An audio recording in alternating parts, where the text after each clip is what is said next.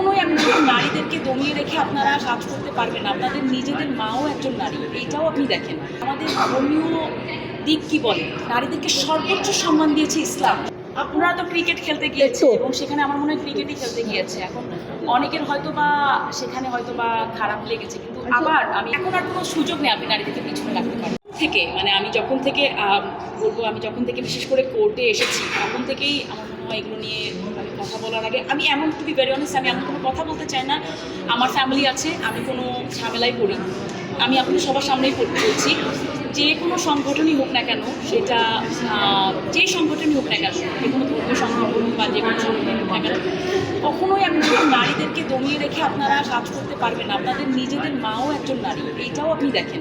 আপনার যেখান থেকে এসেছেন সেই মাও একজন নারী, তো তাকে যদি আপনি অসম্মান করেন, আমাদের ধর্মীয় দিক কি বলে, নারীদেরকে সর্বোচ্চ সম্মান দিয়েছে ইসলাম। সেখানে আমার মনে হয় যে যারা ইসলাম ভালো করে জানে, তারা কথা বলে, আমার থেকে অনেকেই অনেক বেশি জানে, বাট সেখান থেকে নারীদেরকে আপনি কোনোভাবেই দমিয়ে রাখতে পারবেন না। মানে এটা কোনোভাবেই এটা অ্যাকসেপ্টেবল না।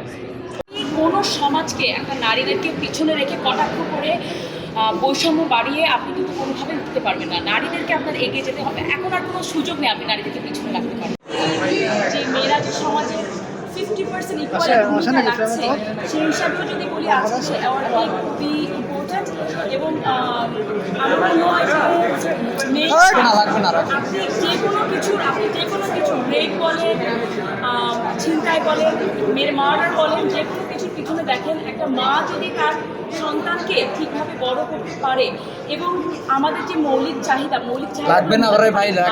পারে না, মানে এখনকার সবকিছু এত বেশি এক্সপেন্সিভ হয়ে গিয়েছে। মায়ের যদি কন্ট্রিবিউশন থাকে, দেখবেন কি সমাজ, একটা ফ্যামিলি, সমাজ, সেখান থেকে একটা দেশ, সব কিছুই আমরা ওয়ার্ল্ড ওয়াইড আমরা একটা ভালো কিছু আশা করতে পারবো। সেখানে আমি বলি ডিপ রুট, আজকে এই অ্যাওয়ার্ডটি পাচ্ছি, আমি সম্মানিত করছি এবং ধন্যবাদ যারা অর্গানাইজার সবাইকে। লিগ্যাল নোটিস পাঠাচ্ছে। আপনারা তো ক্রিকেট খেলতে গিয়েছে এবং সেখানে আমার মনে হয় ক্রিকেটই খেলতে গিয়েছে। এখন অনেকের হয়তো বা সেখানে হয়তো বা খারাপ লেগেছে, কিন্তু আবার আমি যে ঘুরে ফিরে নারীদের পোশাকে কথাবার্তা বলা, এটা কোনোভাবে এরকম আমাকে একটা কোশ্চেন করেছিলেন যে কোনোভাবে একটা ব্যক্তিকে ছোট করতে পারে না, আমাদের অনুষ্ঠান শুরু হয়ে গেছে, দরকার পরে আরেকবার আসবো। এত সময় চলে যায়, মনে করেন যাওয়া আসাতে আমরা কাজ করবো কি করে, সব কিছু মিলে খুব ডিফিকাল্ট হয়ে যায়। তো আমরা বলবো যে যার চাওয়া পাওয়া আছে, সরকারকেও সময় দিন, সরকারও আপনাদের চাওয়া পাওয়ার কথা শুনবে। আপনারা একটা জিনিস চেয়েছেন, সেটা হয়েছে, এবং সেইটা যারা এখন আছে তাদেরকে কিছু সময় দেন। তো সব কিছু আমার মনে হয় একটু যদি আমরা ধৈর্য সহকারে করি, লাইফ ইজি হয়ে যায়।